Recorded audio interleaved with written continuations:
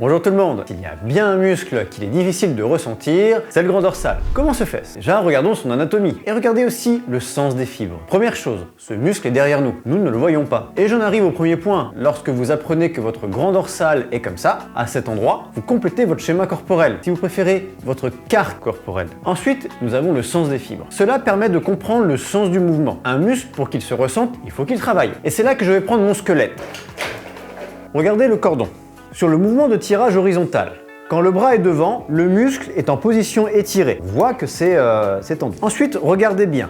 Lorsque je tire, au moment le plus court, c'est à peu près là. Et l'erreur, c'est justement d'aller plus loin. Donc regardez bien. Mais si je vais plus loin, je vais commencer à réétirer le cordon. Donc votre muscle s'étire. Il n'est plus en position contractée au maximum. Et d'ailleurs, lorsque vous allez plus loin, vous allez donc aller vers le haut et vous allez beaucoup plus engager ce qui va être ici, voire même l'arrière d'épaule. Troisième point, la position des épaules. On a toujours rapproché les omoplates à fond pour des raisons de simplicité. Mais il ne faut pas. Nous voulons des épaules en position neutre. Il faut que vos épaules soient légèrement derrière vos clavicules sur le plan sagittal. Ce placement va contribuer à maximiser le recrutement des muscles dorsaux. Les omoplates doivent donc rester relativement proches et relâchées vers le bas pour s'assurer que les trapèzes supérieurs ne soient pas activés. Quatrième point, vous pouvez vous incliner légèrement du côté ciblé. Ce positionnement va rapprocher davantage les points d'insertion du grand dorsal et favoriser le pic de contraction. Pour le coup, quand j'ai essayé, ça m'en donnait des crampes. Dernier point, toujours en unilatéral, vous pouvez mettre votre main de sorte à toucher votre grand dorsal. C'est une façon de développer votre proprioception. C'est qui va mettre du lien avec votre schéma corporel. Ça permettra de sentir sous vos doigts